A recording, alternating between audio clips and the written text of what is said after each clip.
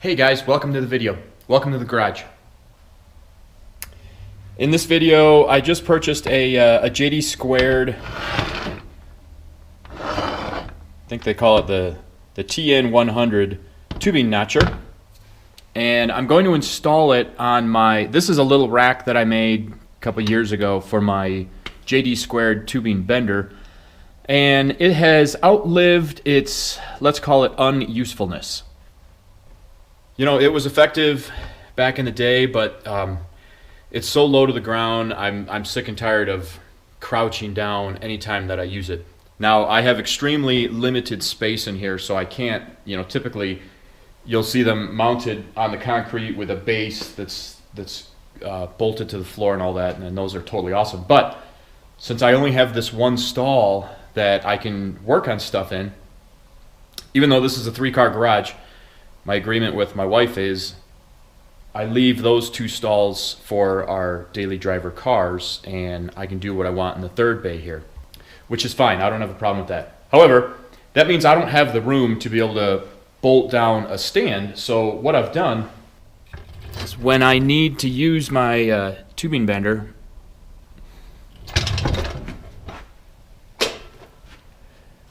I'll pull it out here, and then I'll actually run some straps from the wall that way and some straps from the wall that way, and that's how I secure it in place. And although that works and it is effective, it's difficult, and I do have a project coming up here where I'm going to be doing quite a bit of tube bending and notching.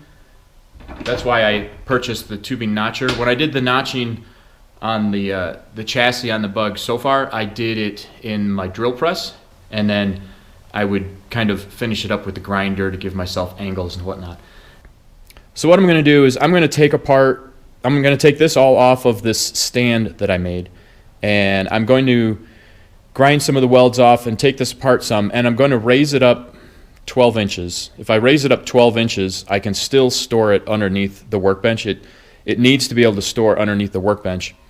But I'm going to make it 12 inches taller, which will be nice, and then I'm going to make rigid bars that will bolt to the garage wall, and then they'll bolt to this, and I'm going to have a bar going that way, and I'll have a bar going this way.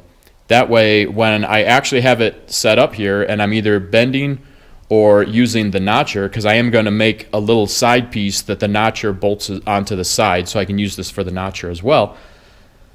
It'll be much more rigid and easier to work with, and it'll be 12 inches higher, so it'll be a lot easier on my back. So that's going to be the project that I work on this morning, and I'll do some time lapse of it, and then when it's done, I'll give you a little rundown of how I'm going to use it.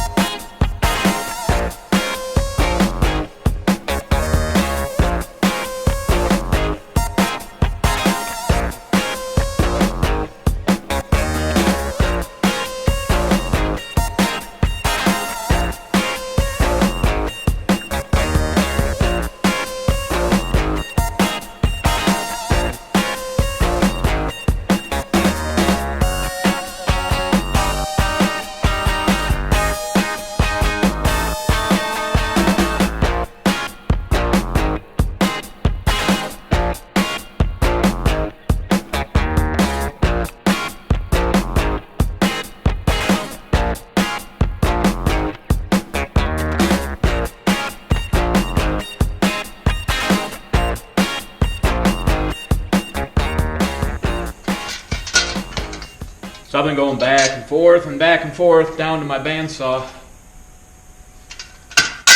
to cut these pieces and 45 them and drill the holes and chamfer the holes. And you know, it's cool. It's been taking all day, which I knew it would. That's not a surprise to me, and I'm not done.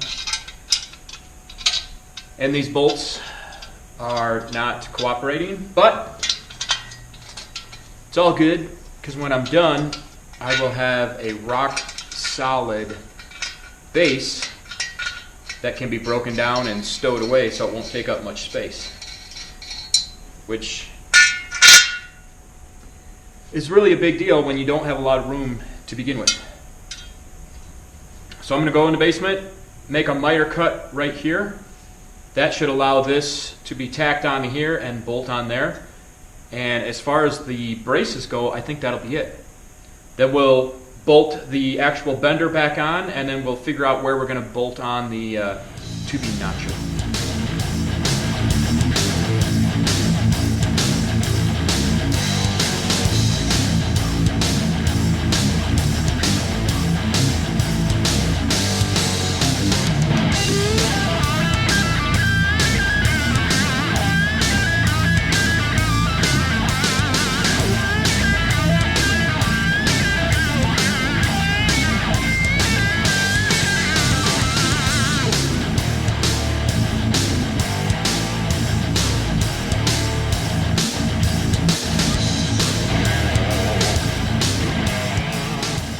All right, guys, check this out. It is done.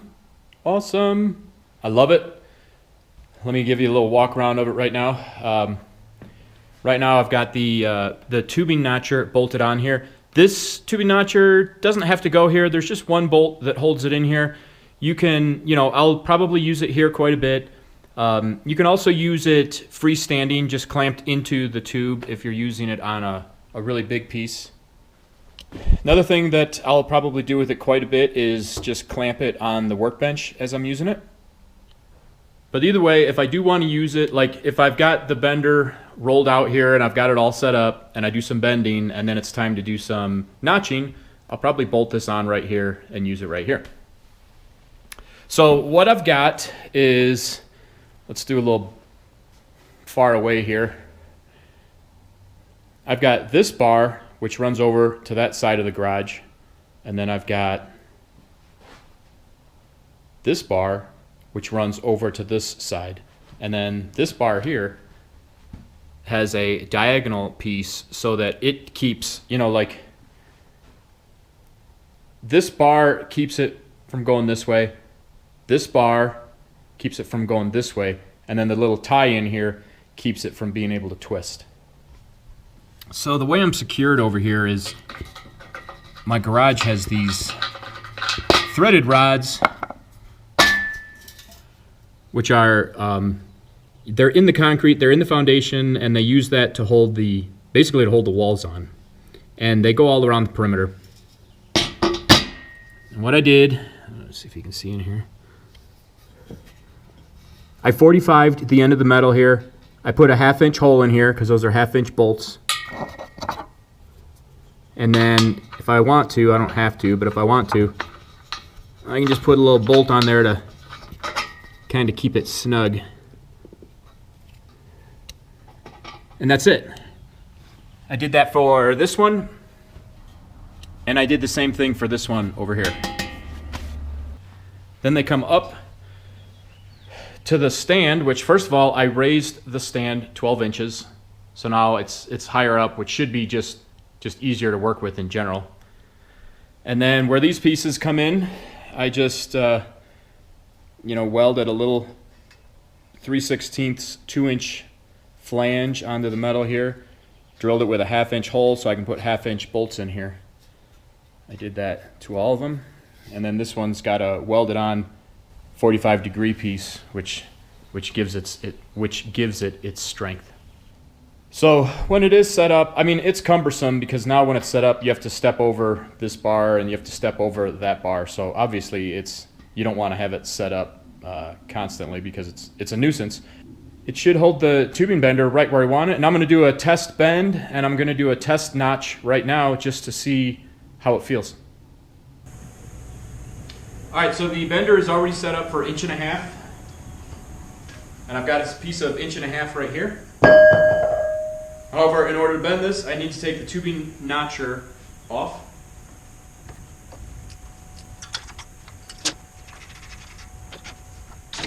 All right, so my here. This is the JD Squared Model 3 bender. My notcher is the JD Squared TN100 notcher. I'm really happy with JD Squared stuff. I think it's very, very solid, very robust, very well built. I'll put my piece in there.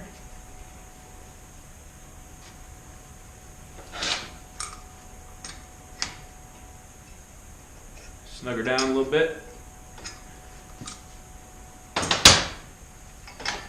Tighten her up. I think what I'll do is I'll just bend this like to a 90.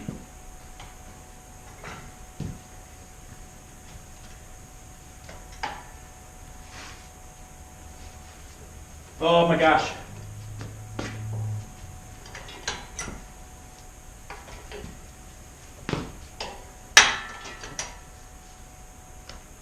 I wish I would have done a video as to how difficult it was to make these bends when I just had chain and straps tying it off to the wall, because it would move all over the place. In fact, what I had to do when I would use it before is I would have it strapped to that wall, strapped to that wall, and then I had a 2x6 that I would wedge up against the bug or whatever I had in here, and I would wedge this up against it so that as I pulled the handle, it couldn't go forward either.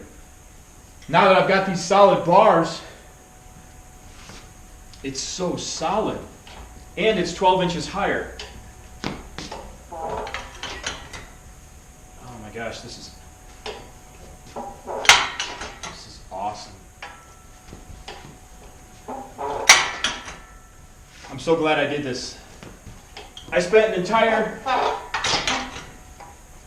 entire Saturday doing this, but it's worth it, because for a long time now, whenever I need to bend tube, I'll just set this thing up, and it's going to be a piece of cake, just like it is now.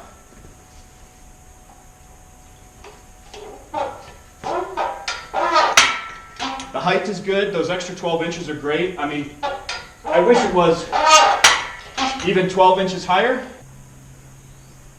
Oh, that's great. I'm really happy with that. I spent an entire Saturday doing it, but that's okay, because from now on, whenever I come out here and set up this tubing bender, set these things up, it's really rock solid. This piece I just bent here was so easy compared to how it used to be. So that's cool. The height is good. It's 12 inches higher. I wish it was a little bit higher still.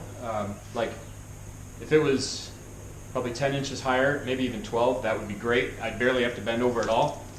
But I can't, because I need it to be able to go underneath the workbench when I'm not using it. You know, I have to be space conscious in here. I've only got so much space to work with.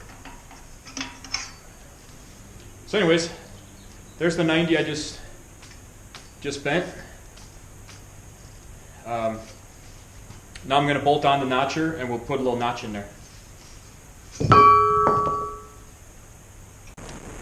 All right, now we're going to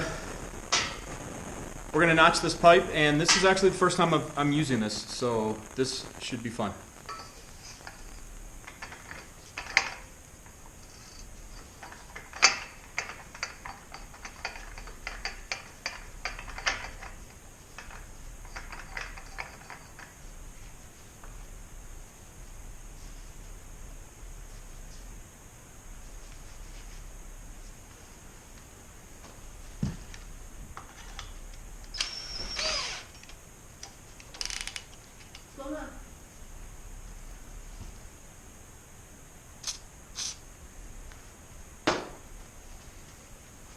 So I got my cordless drill in here.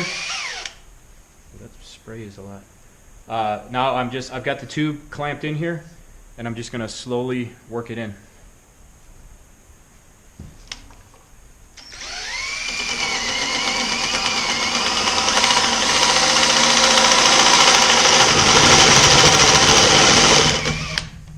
I'm not pushing very hard.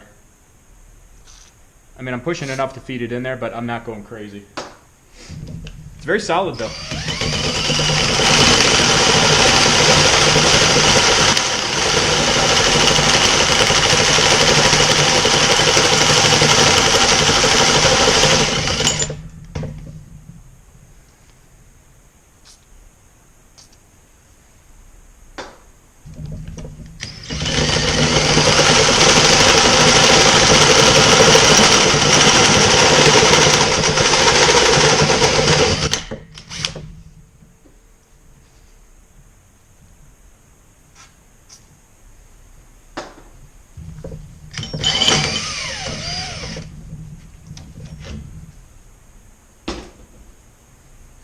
Yeah, there you go. It's messy, but quick, very quick. Pretty much right on too. Once you clean that up with a flapper wheel, that'll be beautiful. Well, that's it, guys. It's parked in its home. That's where it spends most of its life. I'll put the notcher with it. The notcher, so like I said, sometimes I'll use it on the tubing bender. Sometimes I'll use it on the workbench. I've also got a workbench out back. Sometimes I'll use it over there. So I hope you guys like that. I just wanted to show you some of the stuff that's involved with your shop. You know, you've got your vehicle, your project, whatever you're working on, but some of your effort and some of your fabrication has to go into your tools and your organization and, you know, having yourself set up so that when you are working on your project, your tools and whatnot are accessible and you can use them in a way that they're meant for, where they'll be safe and give you a good end product. So thanks for watching the video, guys. I hope I see you on the next one. Take care.